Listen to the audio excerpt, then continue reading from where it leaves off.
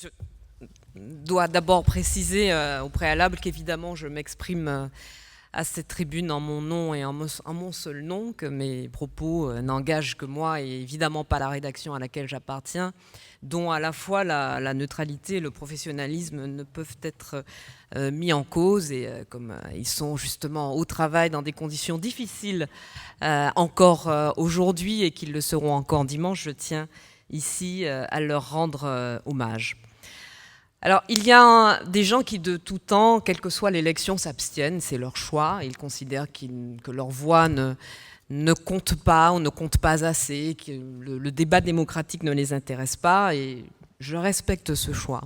Mais je suis venue ce soir, comme vous tous, j'imagine, pour m'adresser à ceux qui, parfois, participent au vote, ceux qui y ont participé au premier tour et qui considèrent que cette fois, eh bien, soit parce qu'ils mettent à tort un signe égal entre Emmanuel Macron et Marine Le Pen, soit parce qu'ils sont trop déçus par les résultats du premier tour, soit parce qu'ils estiment que finalement Emmanuel Macron mènera une politique encore pire que celle qu'ils ont combattue pendant 5 ans. Pour toutes ces raisons-là, et ils estiment, et ils me l'ont assez dit depuis une dizaine de jours, parce que je suis prise à partie toute la journée, y compris dans la rue, ils estiment qu'ils n'ont pas à se déplacer dimanche.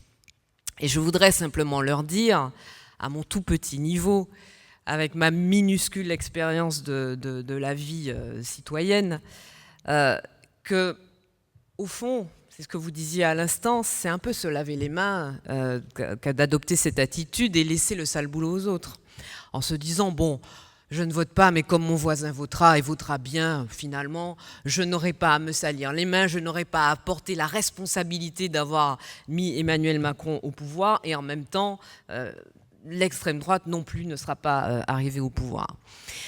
Le véritable enjeu de dimanche, c'est évidemment en premier l'élection d'Emmanuel Macron, parce que même si elle semble acquise dans les sondages, c'est quand le dernier bulletin de vote aura été dépouillé qu'on pourra considérer qu'Emmanuel Macron a été élu ou pas. Donc évidemment, les jeux ne sont pas faits.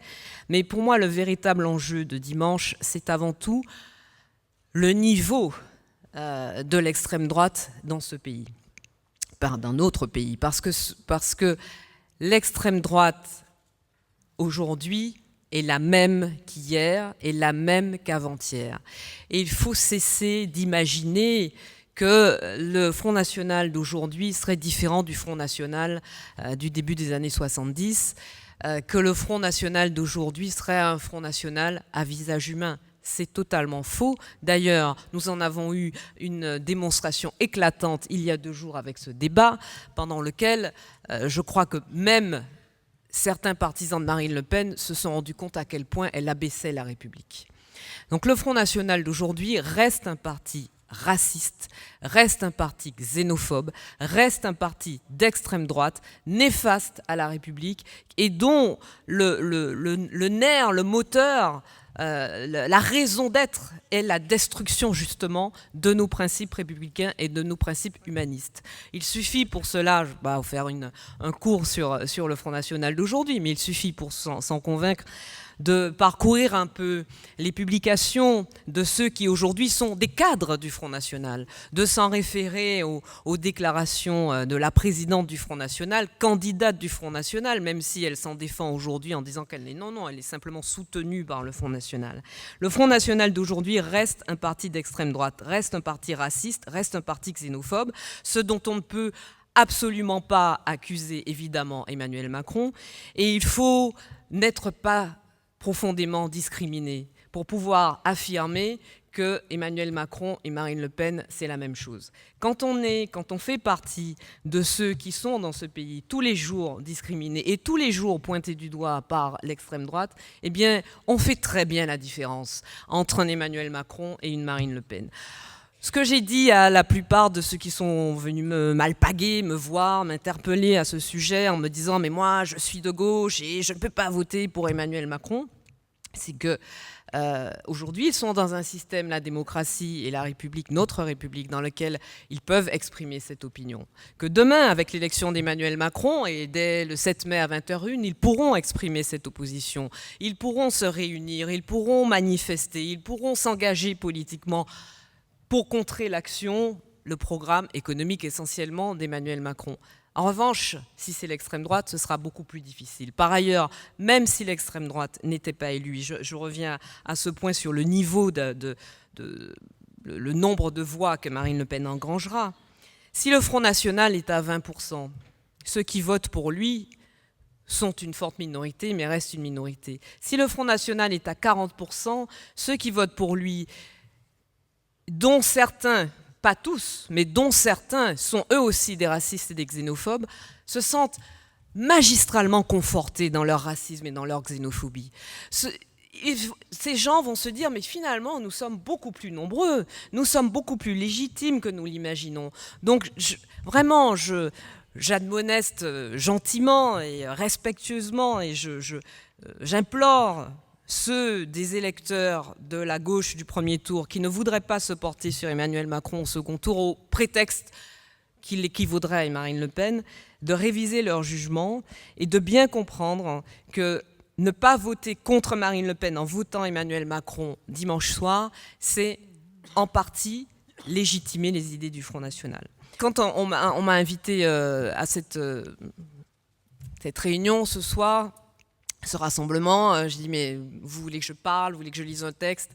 On m'a dit vous faites ce que vous voulez. Donc je me suis dit que j'allais parler pas trop longtemps, ça fait 5 minutes, et que comme en bonne athée pratiquante, j'ai mes saintes écritures et que mes saintes écritures sont la poésie, je vous ai apporté une de mes Bibles et je voudrais vous lire vraiment de très courts extraits de textes écrits par René Char en 1941, en 1943 et en 1948.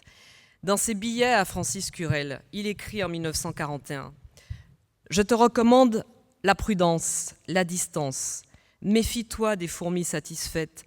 Prends garde à ceux qui s'affirment rassurés parce qu'ils pactisent. Ce n'est pas toujours facile d'être intelligent et muet, contenu et révolté. Tu le sais mieux que personne.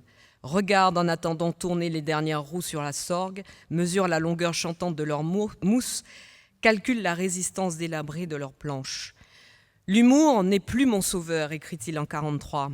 Ce qui m'accable, puis m'arrache de mes gonds, c'est qu'à l'intérieur de la nation écrêtée pourtant par les courants discordants suivis de pouvoirs fallaux et relativement débonnaires, la répression de l'agitation ouvrière, les cruelles expéditions coloniales mises à part, dagues que la haine de classe et la cupidité éternelle poussent par intervalles dans quelques chairs au préalable excommuniées.